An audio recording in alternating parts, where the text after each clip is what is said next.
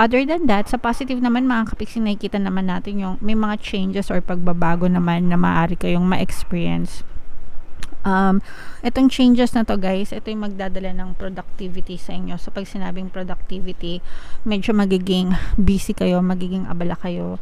Ang inyong pagtutuunan ng atensyon at panahon ngayon ay kaperahan pagtatrabaho mga kapiksi. Kasi yung iba sa inyo parang I'm sensing you are after career growth and improvement. So parang yung iba sa inyo gusto talagang ma-promote, gustong umasenso, gustong tumaas yung sahod, ganyan, gustong hindi naman sa pabibo pero gusto nyong ibigay yung performance of your life. Yeah.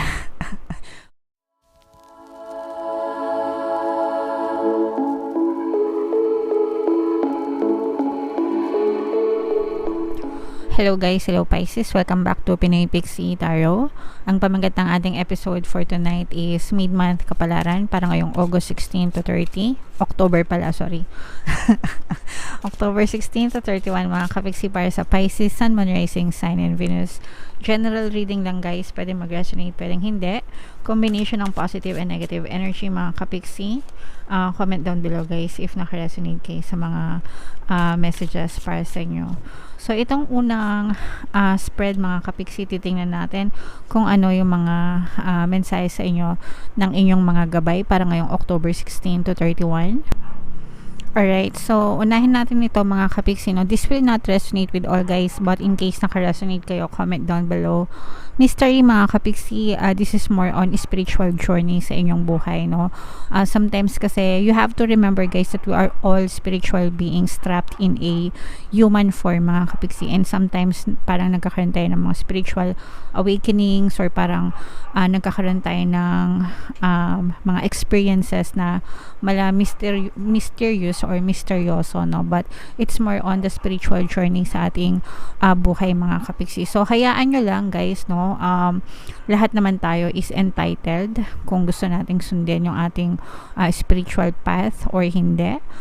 It's up to you, kayo yung magdidesisyon yan. But in case na gusto nyong i-explore yung inyong spiritual journey sa buhay nyo, then do so mga kapiksi. Alright? Kung gusto nyo naman i-ignore, that's fine as well. Okay lang din yan mga kapiksi. And then we have upheaval guys. Ito yung mga disturbance sa ating buhay. Ibig sabihin nito, maaaring magkaroon ng mga pagsubok, challenges, disturbances yung mga pagsubok. Okay? So, parang nagkakaroon ng some kind of chaos. Pero hindi naman chaos na magulo, no? Ibig sabihin lang nito, maaaring nagkakaroon ng konting disturbance sa buhay mo. Konting challenges, konting pagsubok, which is bahagi naman ng ating pamumuhay mga kapiksi. We have to experience those type of circumstances sa buhay natin para matuto tayo. Because of those experiences, dun tayo nag-grow, dun tayo na-develop, dun tayo nagmamature. So, may mga kaakibat din na mga blessings in disguise, yung mga distractions na yun or mga disturbances na yun sa ating buhay mga kapiksi. So, just tell yourself na may mga blessings din na kaakibat yung mga experiences na yun. Alright? And then release mga kapiksi, you have to let go, no? Yung mga attachment mo sa iyong mga negative circumstances, especially sa iyong past. You have to release, let go of the past para maka-move on ka. Focus on your present moment, your present thoughts actually, because your present thoughts is going to dictate your future or create your reality in your future mga kapiksi. So, yung reason kung bakit nai-stuck tayo sa ating buhay, hindi tayo nakakita ng mga pag-unlad, progress, is sometimes we are stuck sa ating old circumstances or masyado tayong stuck sa ating mga old belief system. But ang maganda dito is everything is changeable and malleable. Lahat pwedeng magbago as long as magbago din yung pattern of thoughts mo. But bago mo baguhin, i-accept mo muna na nangyari na yon and tapos na yon and kailangan mo nang mag-move on and mag-let go. Alright? Okay. So, yan yung mga mensahe para sa iyo, Pisces, ng iyong mga gabay ngayong October 16 to 30. Dito naman, titingnan natin yung mga ganap sa buhay nyo ngayong mid-October. Shuffle ko to guys. Hanapin ko yung energy ng Pisces. Habang sinashuffle ko to, panoorin nyo muna tong video natin regarding sa ating paano mag-manifest ng abundance video course. Kapiksi, sawa ka na ba sa mga struggles at hirap sa buhay mo? Masipag ka ba at masikap sa buhay ngunit hindi ka pa rin umaasenso? Ilang beses ka na bang nag-attempt magnegosyo at mag-invest pero palagi ka pa rin nalulugi? Sa pagkakataon na ito ay maaaring may subconscious beliefs ka na nagiging balakid sa iyong pag-unlad at pagyaman. Introducing, paano mag-manifest ng abundance video course. Dito ay matututunan mong ma-overcome ang mga balakid mo para tuluyan ka ng umunlad, umasenso, sumagana, maging matagumpay, successful at maswerte sa iyong kabuhayan, pera, trabaho, negosyo, salapi at kaperahan ng bonggang-bongga. Dali, mag-send na ng email sa pinoypixietaro@gmail.com at simulan na ang iyong pagyaman ngayon. Alright, so gusto mo bang yumaman, kapiksi? Kung gusto mong yumaman, umunlad at umasenso, mag-avail ka na ng course.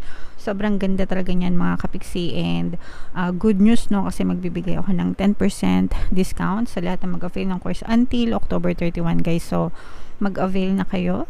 And meron din tayong email coaching, manifest your desires using the law of attraction. If meron kayong mga specific na gusto nyong i-manifest, pwedeng love and relationship, pwedeng money or career, mga kapiksi, pwede kayong magpabook ng email coaching session with me. Mag-send lang kayo guys ng email sa pinoypixietaro@gmail.com.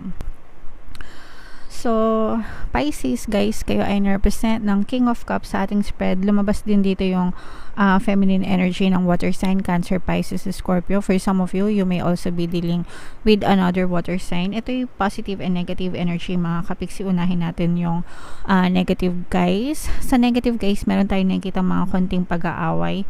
Sigalot, no? This is probably with your partner or specific person. Yung iba sa inyo parang medyo nag-aaway kayo ng person mo dahil sa pera. So, meron kayong sigurong konting pinagtatalunan pagdating sa pera, sa sahod, ganyan. I'm sensing na yung iba sa inyo, maaring hindi kayo masyadong binibigyan ng pera ng person nyo, lalo na kung let's say for example mag-asawa kayo, pwedeng hindi siya nag-iintrega, or pwede naman nag-iintrega siya pero maliit. Sometimes wala naman tayong magagawa guys, especially kung maliit lang talaga yung sahod or masyadong malaki yung bilihin, di ba? Kailangan na lang nating intindihin, unawain. Yeah. Especially now, no, masyado na mahal yung mga bilihin sa labas. Pero siguro nasa pag-uusap lang yan, mga kapiksi. Kailangan nyo lang mag-usap, mag-set ng expectation ng iyong partner para maayos yung mga gusot nyo pagdating sa pera. And pagdating sa relationship guys, sabi ko nga, pag problema sa pera, wag nyo nang idama yung relasyon kasi madali lang naman kumita ng pera guys, no? Sabihin nyo lang, money come to me. Palagi akong may perang, palagi akong nagkakapera. And parang magic talagang ma-attract nyo yung pera. But kapag dinami nyo pa yung relasyon, I mean, kapag nag-away pa kayo nang dahil sa pera, sometimes mahirap pang i-fix yung relationship. Pero sabi ko nga, daanin nyo na lang sa mabuting usapan ito, mga problema nyo sa pera, mag-set kayo ng expectations ganyan sa isa't isa para maging ma-okay yung inyong relasyon or mga issues. For some of you guys, no, parang pwedeng LDR din kasi kayo nitong person na to. And pag sa LDR naman, parang feeling ko naman parang hinahanapan ng padala, or parang kulang yung padala, something like that. Okay? So take it how it resonates guys, kasi iba-iba kayo ng pwedeng nahihirapan din kayong makipag-communicate dito sa person na to, lalo na kung LDR kayo, kasi parang antipid-tipid niyang mag-reply lalo na kung LDR, antipid-tipid niyang mag-reply, tapos parang medyo nade-delay pa. So pwedeng rin yun din yung isa sa mga nagkakos ng issues nyo with this person. Other than that, sa positive naman mga kapiksi, nakikita naman natin yung may mga changes or pagbabago naman na maaari kayong ma-experience. Itong changes na to guys, ito yung magdadala ng productivity sa inyo. So pag sinabing productivity, medyo magiging busy kayo, magiging abala kayo. Ang inyong pagtutuunan ng atensyon at panahon ngayon ay kaperahan, pagtatrabaho mga kapiksi, kasi yung iba sa inyo parang I'm sensing you are after career growth and improvement. So parang yung iba sa inyo gusto talagang ma-promote, gustong umasenso, gustong tumaas yung sahod, ganyan, gustong hindi naman sa pabibo, pero gusto nyong ibigay yung performance of your life. Yeah. Pagdating sa inyong trabaho, kasi syempre, di ba, pag maganda yung performance, meron din yung mga performance bonuses. So, parang feeling ko yun yung hinahabol nyo, yung magkaroon kayo ng magandang performance bonus sa trabaho nyo or performance, magkaroon ng magandang performance para makatanggap ng malaking performance bonus sa inyong trabaho, mga kapiksi. Kaya medyo busy kayo sa inyong pagtatrabaho, paghahanap buhay. And okay lang yan, mga kapiksi, no? Yeah. So, tingnan pa natin yung other set of messages. Meron tayong presence ng fire sign. Yung iba sa inyo talagang very passionate kayo dun sa inyong mga ginagawa. Yung iba sa inyo, guys, parang feeling ko nagbi-business din. And medyo, syempre, bare months na, guys, no? Pagka bare months, madaming pera yung mga tao. So, marami rin kayo magiging sales, mga kapiksi. For some of you, I'm sensing na you may also be able to deal contracts, no? Makapag-deal kayo ng mga agreements, ng mga contracts with other people, lalo na yung mga nasa yung mga salesperson natin, yung mga nagbebenta ng kung ano-ano, lupa, bahay, real estate,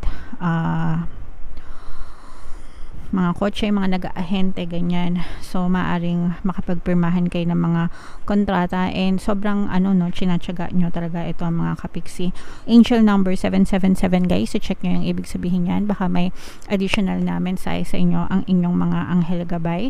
Parang nag-expand yung inyong network, mga kapiksi. Lumalawak yung inyong network for some of you.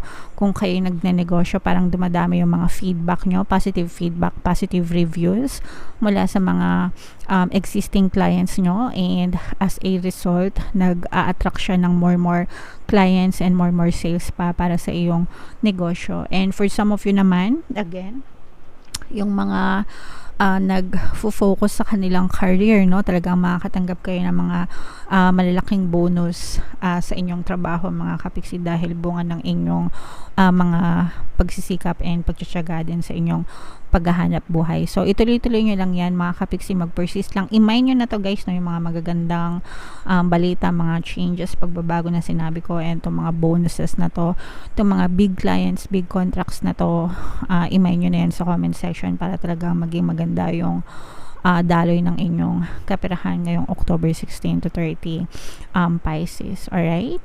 So, comment down below, Pisces, if nakaresonate kayo sa mga messages nyo. Ito yung ating 2024 kapalaran, guys. Kung hindi nyo pa napapanood, panoorin nyo na. Super nice, super ganda. And ito naman yung ating success stories ng paano mag-manifest ng abundance video course. Thank you for liking, sharing, and subscribing, mga kapiksi, and see you again next time. I love you all, guys. Have a nice day. Bye-bye.